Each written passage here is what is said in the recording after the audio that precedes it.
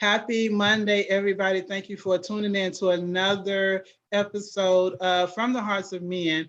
And I am your host, Kocysha LaShaun, founder of Be Accelerated into Purpose and overseer of Humbled by His Grace Ministries. I am so happy to have you here.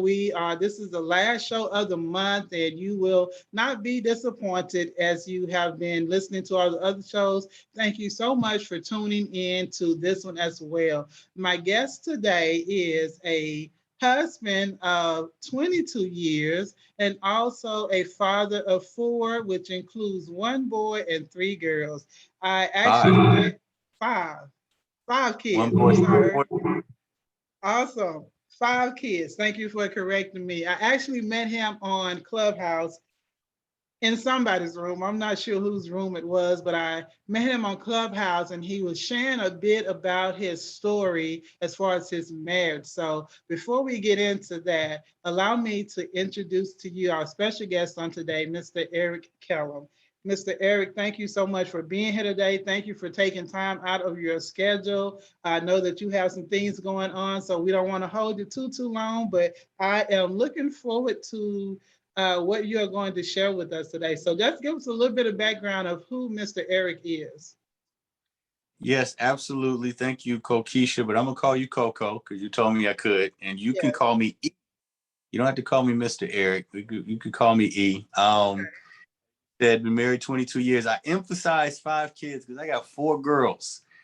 I am definitely a girl dad, and I definitely embrace that responsibility of being a girl dad. It's awesome to have 4 daughters. Each one of them is an individual, and I try to constantly get to know each one of them. And my son is 20 and beginning to make me feel irrelevant, but that's okay. That's all about family life. My wife and I were pastors of an internet campus. That's a part of our church. So we were kind of ready when COVID hit because we were doing church ministry online way. But we pastored together, and it's awesome. She's my best friend in the world, Susan. And let's see, I like hip hop. I normally teach spades, and I'm contemplating whether I'm going to watch football this season because I've been protesting it for the past 4 years with Colin Kaepernick. I don't know, but I do want to commend you before we go any further. For you to take the energy and the efforts to do something like this is commendable, because the heart of men, like, people see the fruit of our actions, but they don't understand the why. And I think that's something that a lot of us men don't even understand the why. So I think that that's something that needs to continue to be unpacked and discovered. Not that it makes everything right for all the stuff we do. Sometimes when you understand, it gives the right perspective. So I praise God for him putting it on your heart to have this type of platform. Awesome. Thank you so much, sir. So let's jump right into this. I know that just from what you shared with me offline, today's story. So I know that you've been married 22 years and you have 4 girls, and you are definitely a girl dad, and you enjoy being a girl dad. And I think that's, I won't say ironic, but I think your relationship with your girls has a lot to do with how you were brought up. And I know you've mentioned how you were abandoned by your mom. And so that's what he's going to be sharing with us this afternoon, because I know a lot of times we look at our relationships with our mom and dad, and that affects our relationship with other people. It affects somehow our life. It affects the trajectory of our life. And a lot of people say, well, I'm like this because I didn't have a dad, or I'm like this because I didn't have a mom. And sometimes that becomes an excuse for our behavior. But I'm anxious to hear what he's going to share as far as how he grew up and how that ended up also affecting his marriage, but also how that makes him the husband and the dad that he is today. So, E, as you said, E, take it away. So let me start with this poetic piece I wrote actually 27 years ago. Man, that feels old. Oh my gosh. But it this is where the mind and heart of an 18-year-old was at that time, dealing with that abandonment issue. And then after that, we can kind of unpack it. I've tweaked it since then, and you'll hear the tweaks at the end, but here I go. I've got so many things here on my mind, but yet I don't know where to start. As I analyze my life, I feel the pounding of my heart beating faster, faster, racing like a horse. People say life is a race, but yet I still don't know my course and what's the source of happiness. How do I define success? They say I'm young and on the go, but do I really know what's best? And if life was a test, would I be passing or failing? What happens when I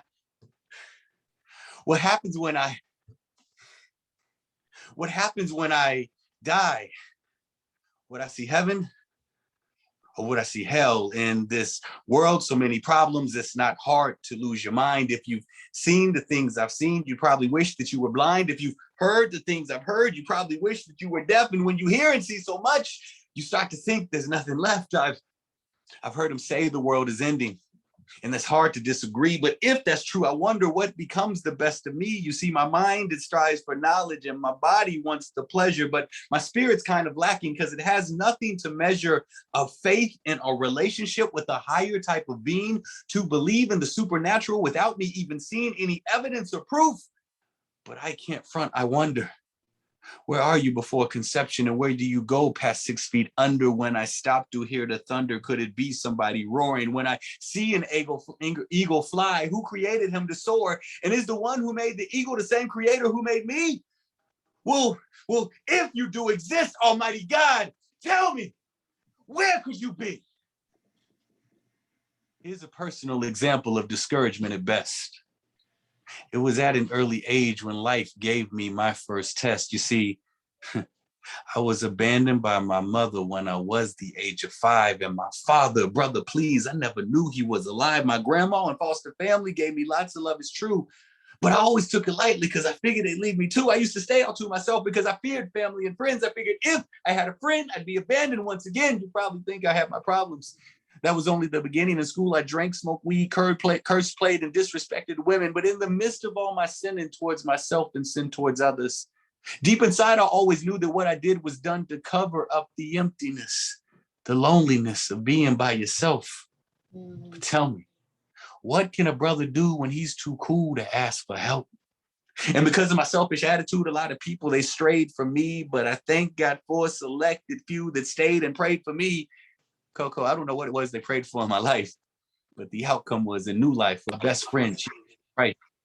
Now, I called Jesus my best friend because he taught me trust again. He said, if I would walk with him, I won't get left again. He said, man, I'll let you down, Eric, regardless if they love you, but I'll always be around because I stick closer than your mother. If you give me all the wrong, I'll take the wrong and make it right. And once I make it right, I make your life a shining light. So I did just what he said.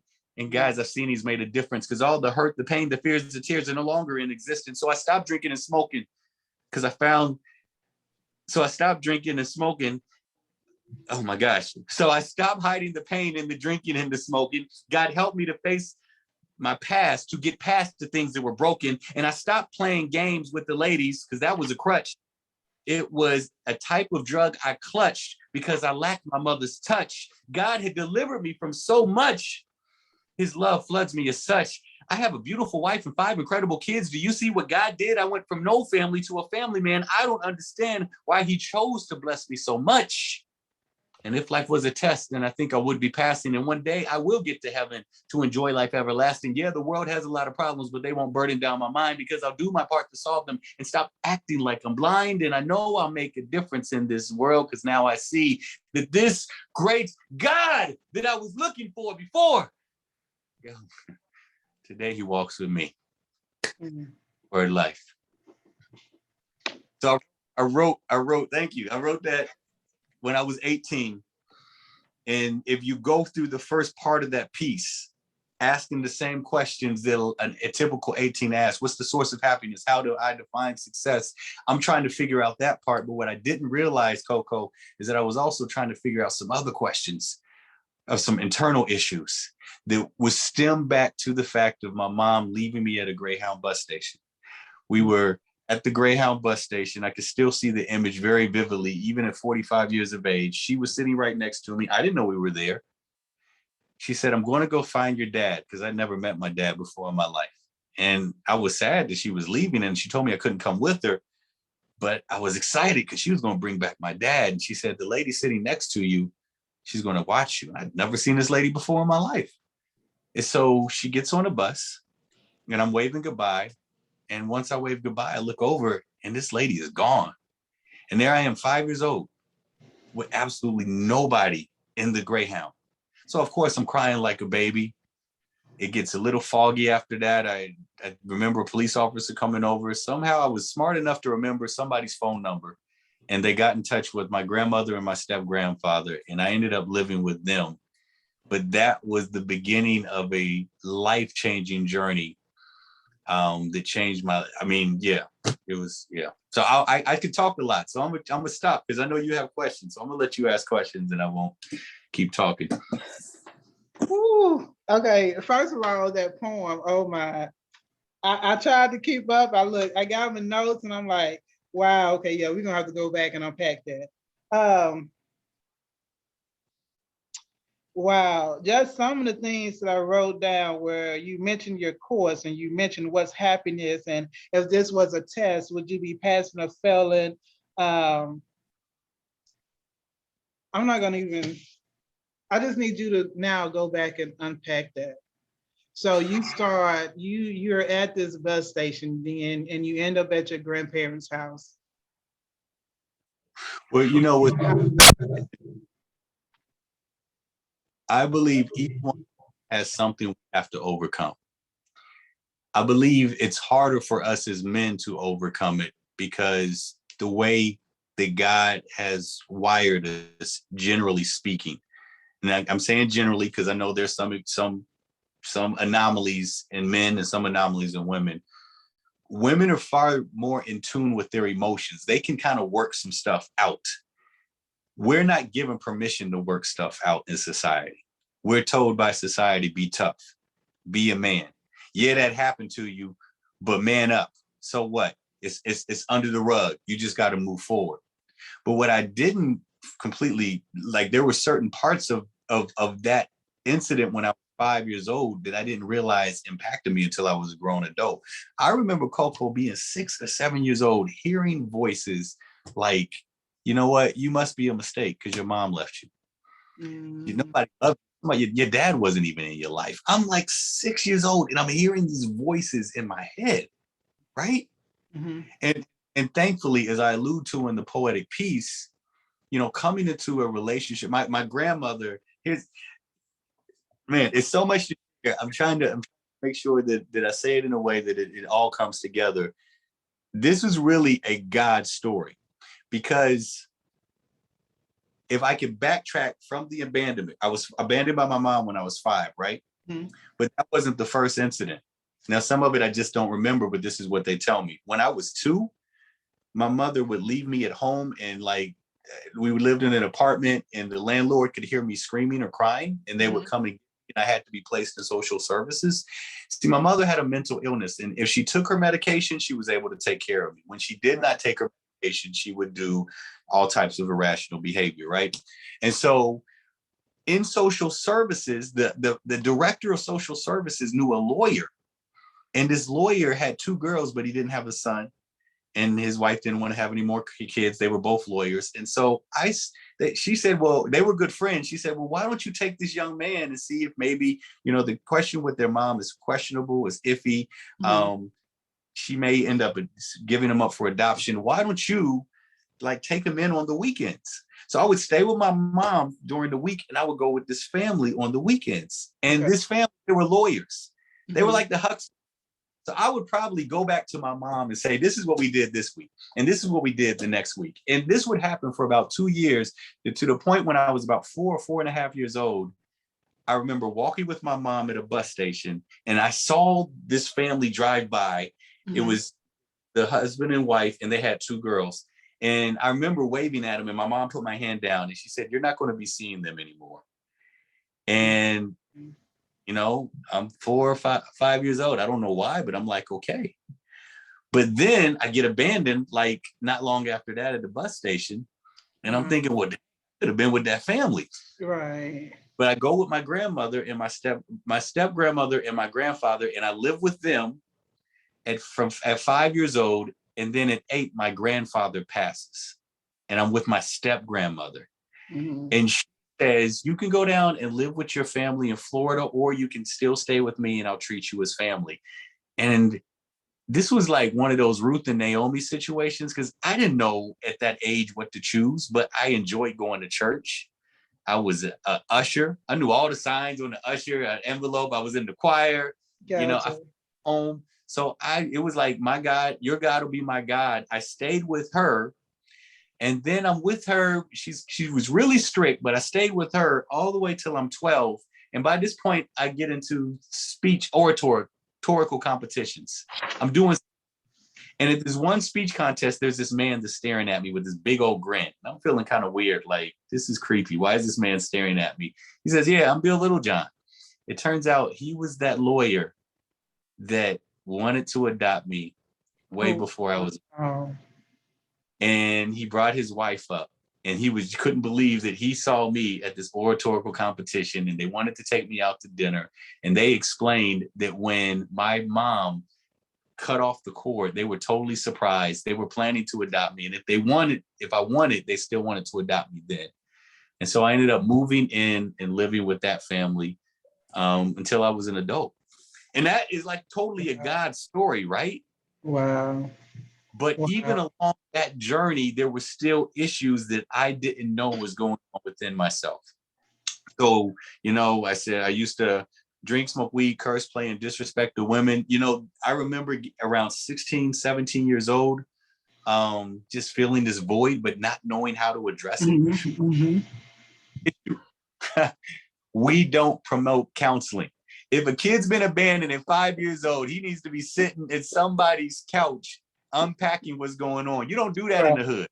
Right. I just had to deal with it. I didn't know how to deal with it. Everybody else was smoking. Everybody else was drinking. Everybody else was messing around sexually. I just participated in that to try to fill this void. The benefit of this was that I had grown up in the church. And as much as I was trying to wild out, I sensed that God was calling me to come back to him. Mm-hmm. So 18, I rededicated my life to the Lord. Mm-hmm. And I remember it was the last day that I was going to be at home before I left off for Howard University. And I felt 2 weeks before I went to this conference and I rededicated my life to Christ. And I felt like God was telling me, before I leave out, I need to tell my story. I need to tell everybody who I am. And Coco, for the first time in my life, on the day before I left off, I stood in front of the entire church and I said, I was abandoned by my mother. Think about that. For the first time from 5 to 18, that was the very first time that I ever said I was abandoned by my mother. I mean, I used it as a tactic with the females. In the third person, I would be on the phone and say, yeah, it is this dude named Eric. And when he was 5, he was abandoned. And the females would go, oh, and I would use that as bait, but I could never say I was abandoned. Mm. I am like a baby. And I just felt this weight come over me. And I felt God whisper, from this point on, you will never have to worry if people will abandon you, because I got you. And that in itself was a game changer. I was so paranoid once, and I'm gonna shut up again because I can feel like talking a lot again. I get so paranoid once. I remember one time I was in my foster parents' van, and they went into the mall to go get something, and they were gone for an hour. And I was so paranoid that they probably got so sick of me that they were willing to abandon their van and abandon me when they went into the mall. That's how messed up I was. Right.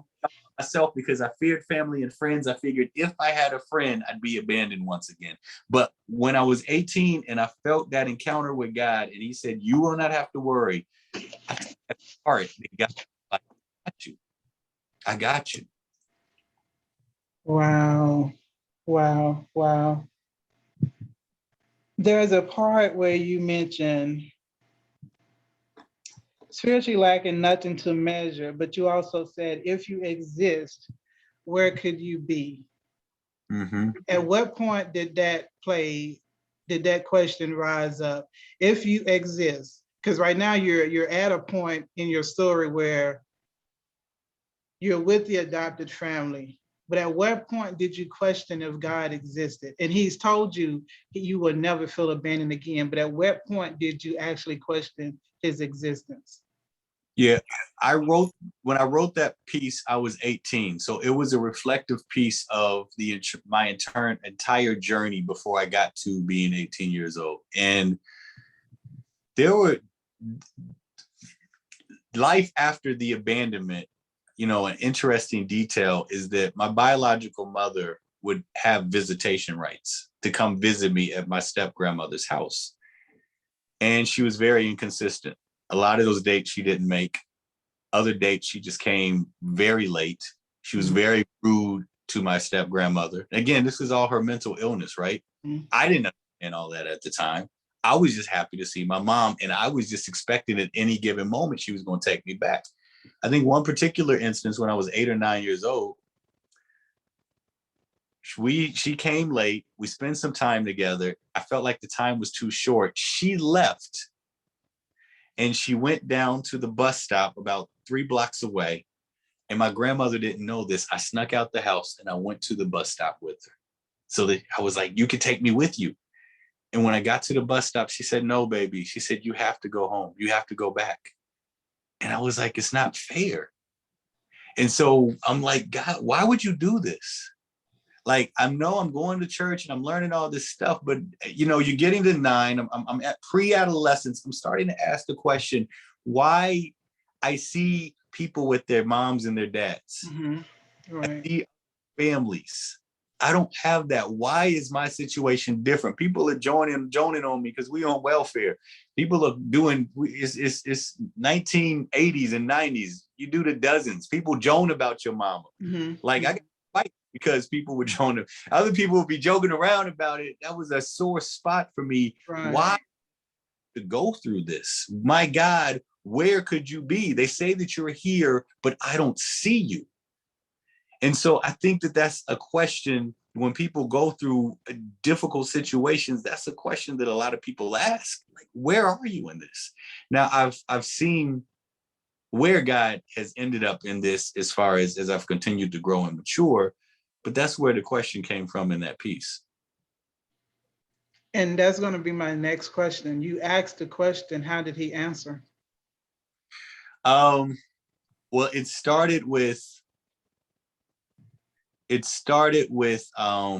that time that I told you where I was at church and I encountered that experience. I was foolish enough to believe on that particular day, that's all I needed, and I was delivered and I was going to be fine. I didn't understand at that particular point, that was just the beginning of the journey. Right.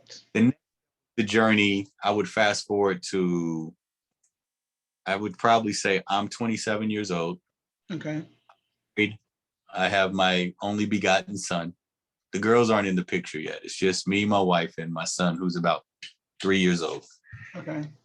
And we go back to my hometown, Dayton, Ohio, and we go to visit. I tell my wife, hey, I want you to meet my mom. At this particular time, she's in a mental house.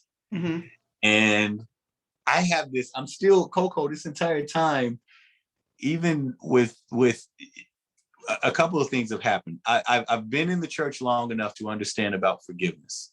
I've understood this concept of hurt people.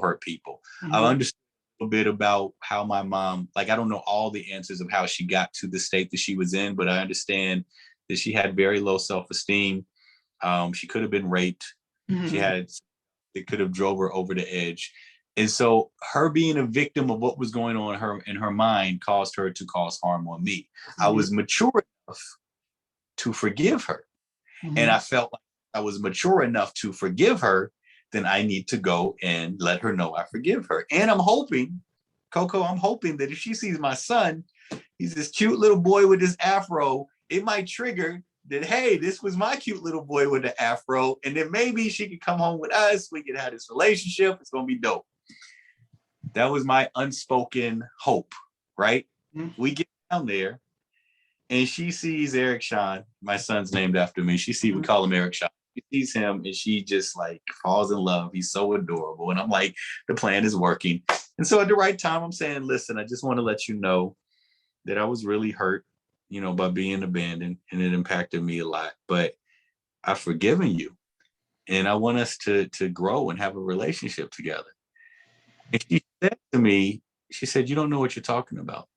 She said, I'm an FBI agent. I was sent here to scout out this place to make sure that and she started to ramble.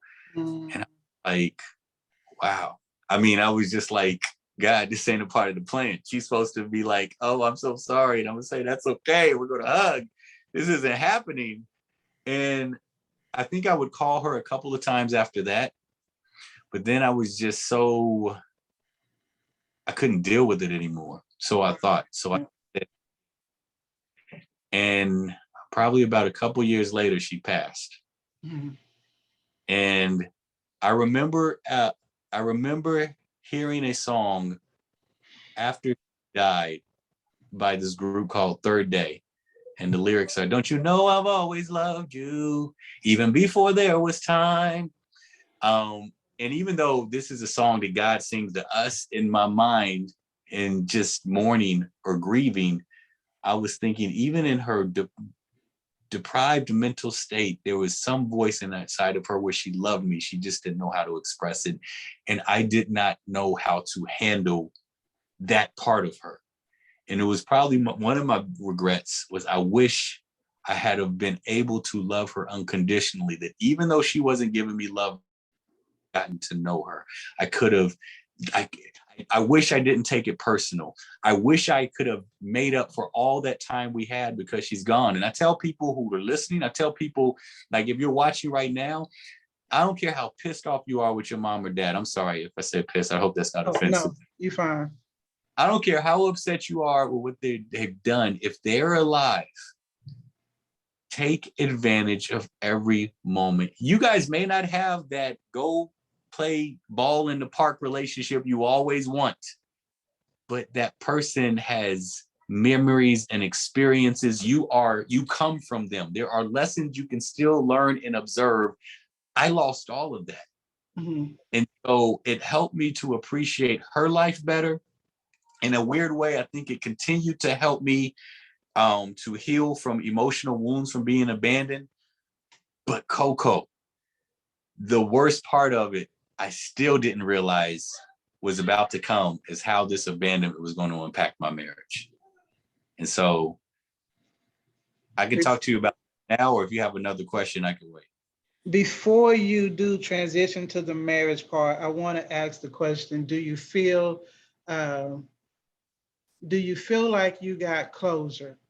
People look at closure differently. Some people look at closure as, the forgiveness part or having an apology or something. And some people look at closure as it comes from God.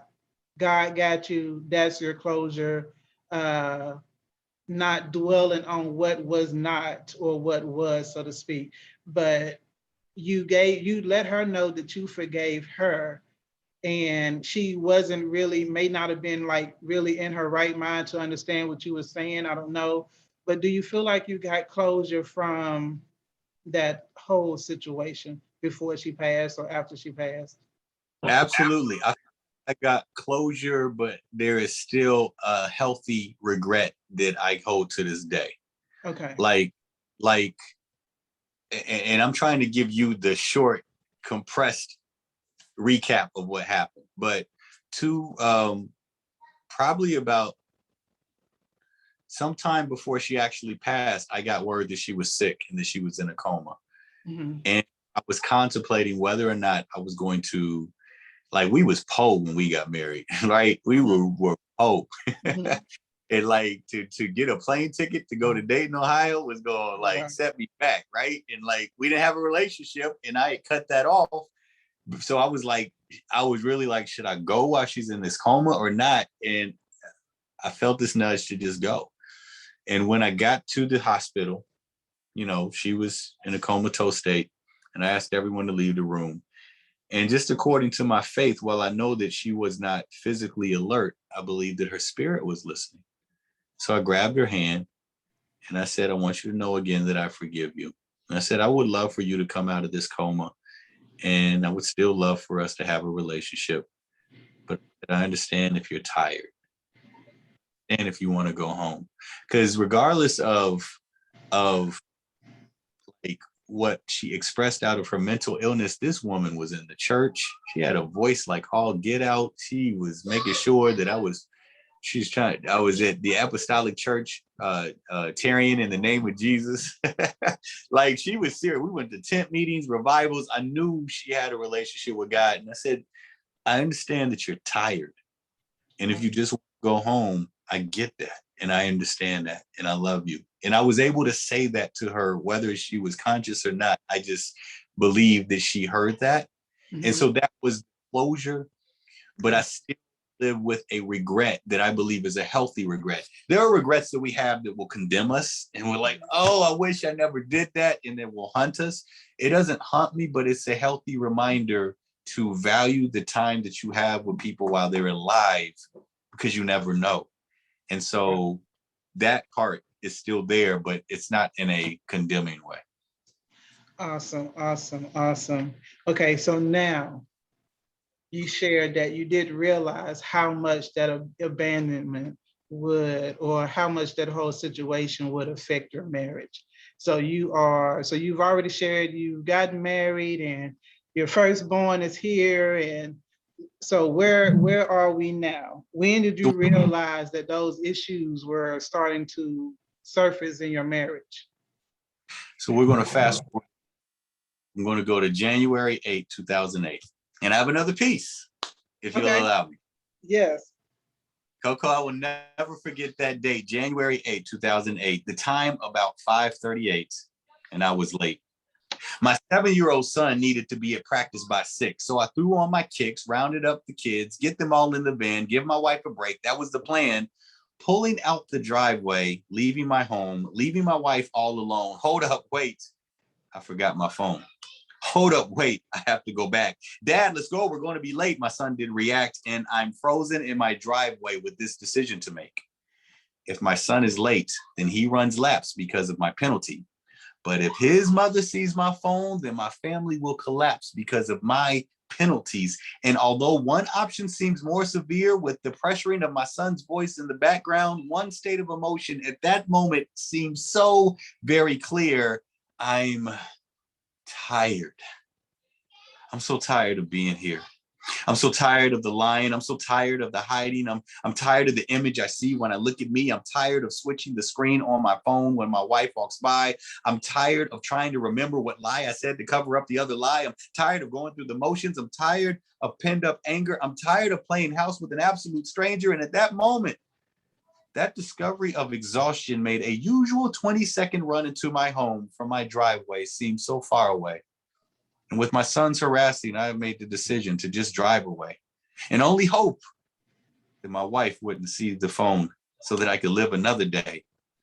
But in the back of my mind, pondering, if she does find this phone, at least I no longer have to hide away. And so January 8th, my wife finds the phone. Well, actually, it wasn't. The phone was for the sake of the poetry piece. She finds this computer. I did leave my phone. It was a phone and a computer, actually. You know, that's like 13 years ago. I'm trying to accurately recount. Right. But the bottom line is she discovered I came home. She tried to keep her composure until the kids went to bed, but she couldn't. It got ugly. There was screaming. There was yelling. She was gone. I was in my house all by myself. And I was like, wow, how did I get to this place? And so for about a month, I tried to, this is the player's game. You don't admit, you don't share, you don't indulge. You just try to cover whatever you can cover, figure out what she knows. We try to go through this healing process. We're very cautious. It's a very ugly environment in the house for a month. And then on January 9th, 2008, or February 9th, 2008, she sits down with me and she says, Eric, she says, I keep trying to move forward, but I can't. Because what happens with women, Coco, what I've learned is that there's this Inspector Gadget spirit.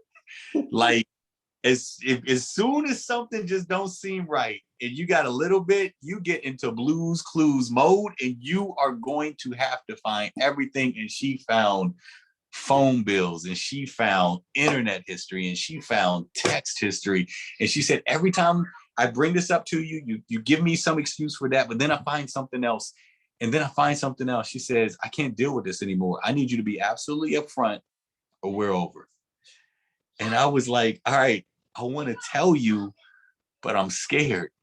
Because if I tell you everything, I don't want to lose you, which is what a lot of men do. We punk out because we're afraid we're going to lose the greatest gift we're going to receive. But I got some advice, and somebody said, don't you want to be free? Right. And I was like, yeah, I do. And so I told her, I was like, I can't tell you, but I'll write it in a letter. So I wrote 10 pages from the time we got married in 1999 to 2008, and these different interactions on Black Planet, or through a text, or I would meet somebody at a Target, or I would meet somebody at their house, or like but here's the crazy thing, Coco, and I'm gonna tell you, this goes back to my history with my mom. I never had sex. I never even physically kissed. I never did anything sexual with anybody from a physical standpoint.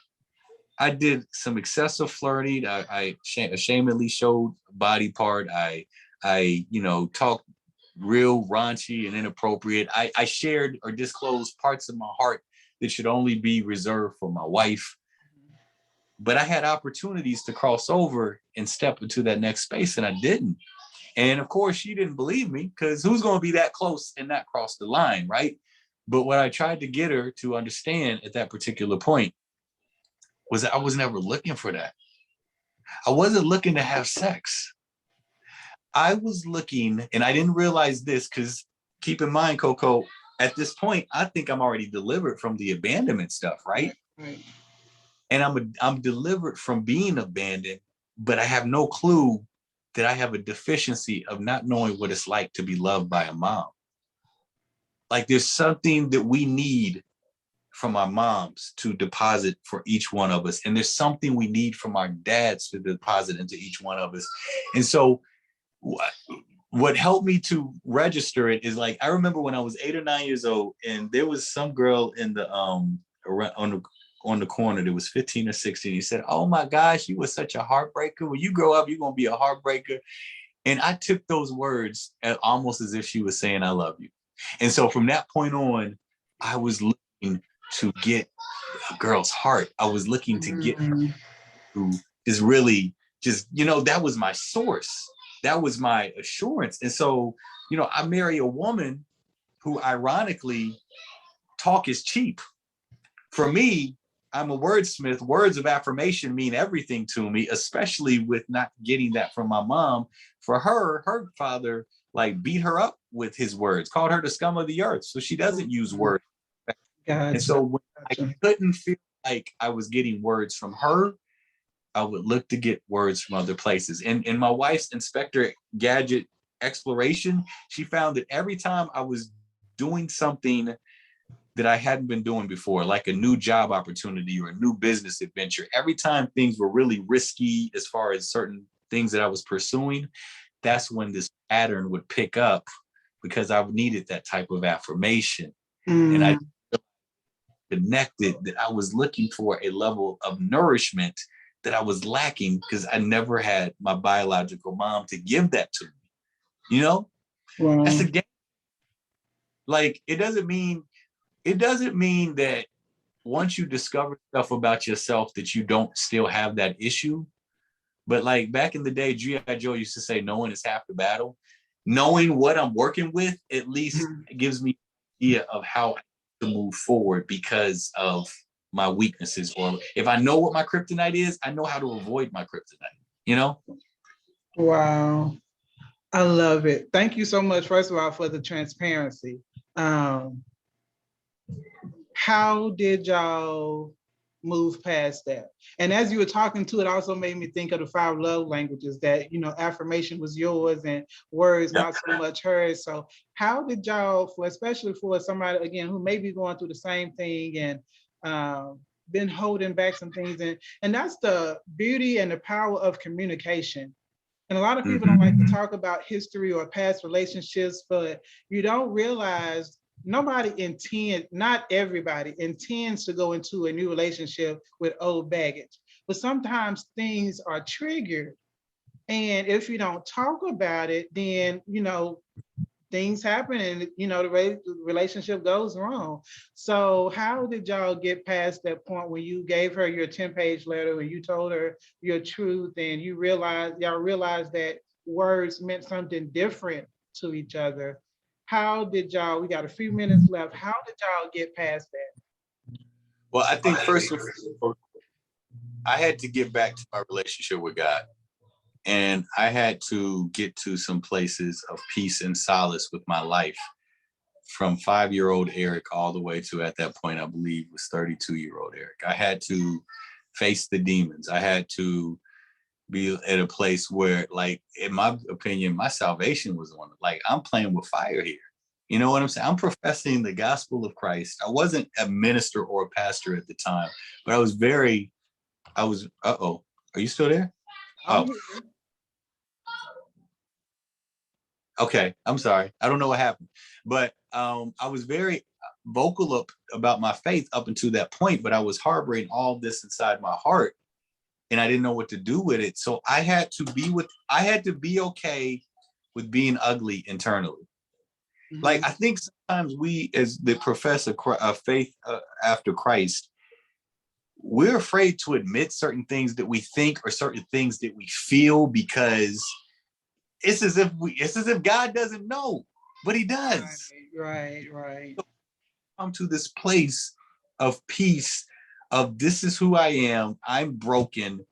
God, I can't get through this journey of life with the way that I'm doing it now. I've got to surrender back to you and let you take control of my life again. So that was the first. Getting realigned with my Father in heaven was the first part. The second part was understanding that just because I'm realigned with my Father in heaven doesn't mean that he's going to automatically heal the marriage. And so my thing was, I was going back to my wife like, baby, I'm healed. Why do we have to keep going over this? Baby, I'm fine.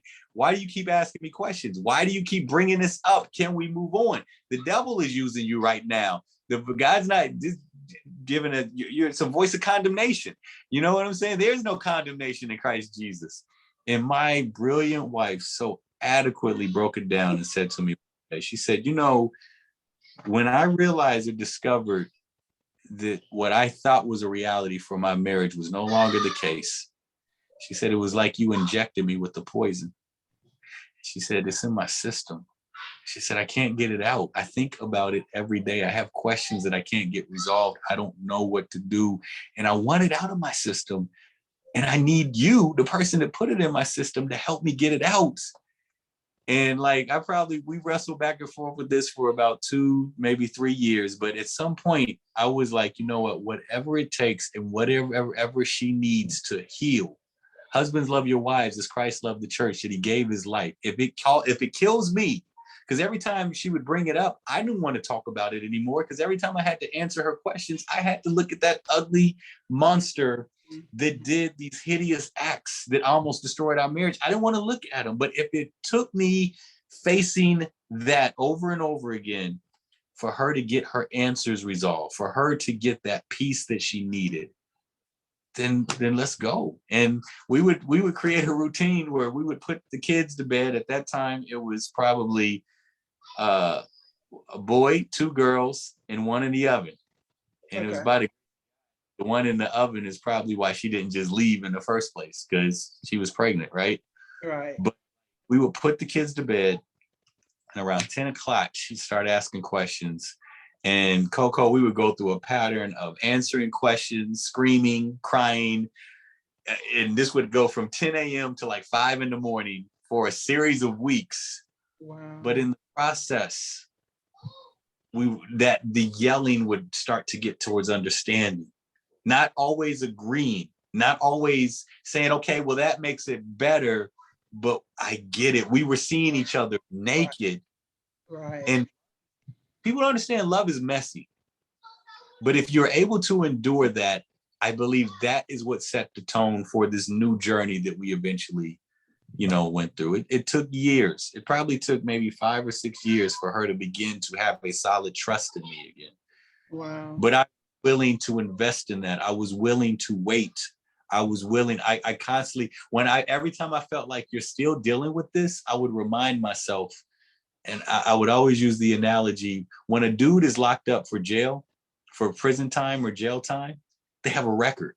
Mm-hmm. And like certain things that after that record, they can't do anymore because of that record. Right. So how do they get mad because they made the decisions that got them locked up in the first place? How do I get mad? Because I chose this. I made those decisions. I can only hope that at some point I can show enough consistency in this new me that I am that we'll get past it. And we have. I praise God because, you know, I saw the love of Christ most vividly through the forgiveness I've seen through my wife. She's absolutely incredible. So, yeah. Wow. Wow. Thank you again so much, Eric, for sharing. As we near the end, I know you have a business, Kellum Enterprises. Yes. Yes. And it's actually something that you and your wife do. Tell us a little bit about that and how your journey led to that. You know, you probably heard this too. A lot of people talk about how you find your purpose through pain. And I know that if I remember correctly from looking at your website, y'all do family counseling or help other marriage couples. So just kind of share with us how your journey led to y'all doing that. Well, my wife, first phase of Kellum Enterprises concept You is cutting out just a little bit. You cut out okay. just a little bit. Okay, start Is over. it still bad? No, I Hello, can. hello. Yeah. Okay. The concept or the mission behind Kellum Enterprises, we're a family business that promotes faith and family via media and entertainment. So that's the main thing of what we do. The first phase of it is, you know, we've developed a publishing company. I've written some children's books called The Adventures of Diggle, Boogie, and Lolo. They're about my first 3 kids. And then I've written another book called Sexual Healing. Because even though I didn't physically cheat on my wife, there was still some a mindset about sex and sexuality that I learned from the world that I had to let God redefine. And so I've written that. But for my wife and I, we've pushed out marital content. And one thing that evolved from it, my wife was incredible. She's very introverted. I'm the outspoken one, but on this particular matter, she's always given me the green light to share our story. And I think it's, you know, because you see that infidelity, marriage is not working. It's a prominent thing in the church and outside of the church. Right. And you need to heal. And so, you know, we've done workshops with couples. We presently do counseling with couples. And one of the benefits of our counseling is like, yeah, I could easily counsel the couple by myself, but you get both perspectives of the husband and the wife when we counsel together. And so, you know, that has been definitely a ministry that's come out of the misery that we've gone through. And it's a really dope thing because like there's a difference between a wound and a scar. Like we'll always have a scar. That's going to be a scar of our marriage, but it's a wound. Like one time we were doing a workshop and we were debating back and forth which female that I was messing around with and where it was. I was like, no, it was her because we were over at that. And she was like, no, because it was like at such and such's house. And like I knew everybody else in the room was like, is this going to get ugly? Because why are they talking about the sister? But we had all those exchanges from 10 a.m. to 10 p.m. to 5 a.m. to work all of that out, that we got to a point that it'll always be there, but it doesn't hurt. Like we don't shed tears when we talk about our past anymore because God has healed that. You know what I'm saying? Has the marriage shifted because of it? Yeah, we still have rough spots. You know, I'm not going to say that it's like, but no marriage is perfect, but God truly has healed those wounds. So we do offer counseling. our whole ministry is about just promoting marriage and promoting family, because there's a significant attack on it. Awesome, awesome, awesome. With that being said, give us 3 particular nuggets or words of encouragement for the man who may be feeling abandonment issues, who may be married and even feeling abandoned in his marriage or struggling with something. What can you speak into his spirit in this moment? Be careful not to blame your wife for what's going on internally inside of you. God will use a relationship to exacerbate some things, but that doesn't necessarily mean that the person you're married to, that's their fault. Sometimes God uses a relationship to give you an indication of what he feels about you. Like, you could say, my spouse is not doing this for me, and God is saying, well, how do you think I feel? So if there is abandonment issues or struggles that you, man, are dealing with, God might be feeling like you abandoned him. And so your solution is always going to go back to the reconciliation and the peace in your relationship with God. And that might sound super spooky or super spiritual. I can just tell you this: we're made up of 3 components. We are spirit, we are soul, and we are body. 2/3 of who we are spiritual. So you can connect with God, but you have to chase after him. You have to seek him. And when you have the sincere heart to seek him, that's when he lines up the other parts of your relationship. But in doing so, he's going to take you through places where you may be uncomfortable and not want to go to. You may have a moment where you have to confess your abandonment. I was abandoned by my mother. You will have to face that and look at what that has done to your life, and it's going to hurt. You may have to shed some tears. It's all right. You're macho. Go into a closet and do it. But you won't be able to move forward if you let that haunt you. I know that was a whole mixture of different nuggets. So no, that was good, and I almost feel like you're talking to me. But that was awesome. That was awesome. Was that just one nugget, or was that all 3? We suffer from intimacy deficiencies. We're afraid to be intimate. We're afraid to be intimate with God. We're afraid to be intimate within ourselves, to look at the ugly parts of who we are. We're afraid to be intimate with each other. My wife and I had to learn how to be intimate with each other. There's a lot of married couples having sex, but they're just shells. Right.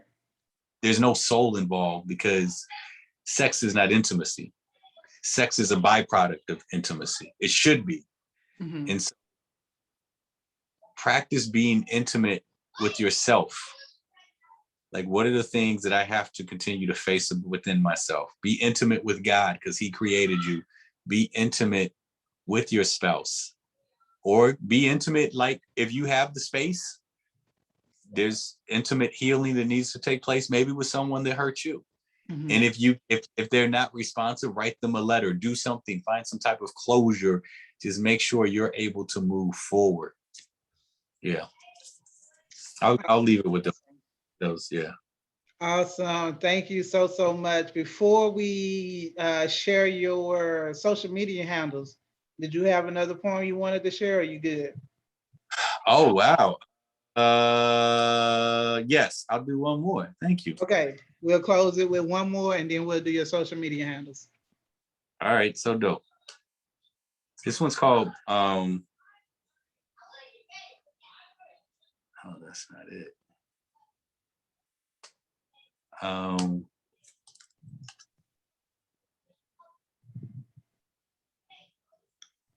Okay, here it is. It's called Experience You. I don't want to just read a passage or sing a song or journal a thought. God, I want to. Father, I long to. Dad, I need to experience you. I know that I need to know what you say in your word, but I don't want to just know your word consciously. I want to know your word intimately, because knowing your word intimately means that I get the opportunity to intimately know more of you. I want to grow in your spirit so I can know in your spirit how I should flow in your spirit and know exactly what it is that you want me to do I want to experience you in such a way that when I temporarily step away from our sacred time we share together, you and I will not be severed, and others around me will clearly feel and see the residue of your glory that surrounds me, that truly resides in my life, not solely demonstrated in what I do, but it's clearly displayed in who I am. As a result of being in the presence of you, I want to grow in your spirit so I can know in your spirit how I should flow in your spirit and know exactly who I am, because my identity, my existence, my purpose is completely and solely found in you and should not be left to my limited understanding and interpretation outside of you. I am because of who you are. I am because of who you are. I am because of who you are, and outside of you, I am not. I am nothing. I am no thing. You are everything, and everything is you. You are timeless, but every moment of my life is appointed by your time. You are love, and I've learned that it is not possible for me to love, truly love, unconditionally love nakedly without you. I need more of you. Your presence is my drug. I need more of you. I am the socket. You are the plug. I need more of you. Your presence places me into a brief experience of eternity. I need more of you, because more of you means less of me. Getting in the way of what you want to do, what you want to say through me. Lord, use me. I want to speak for you. I want to spit for you. I'll do anything for you. Shoot, I'll even sing for you. Lord, I bless you. I will confess you. Purge my mess. Do what you have to despite my test. I'll glorify your holy name. God, you're worthy. I don't deserve thee, but your mercy keeps me before thee. And because of that, I'll magnify your holy name.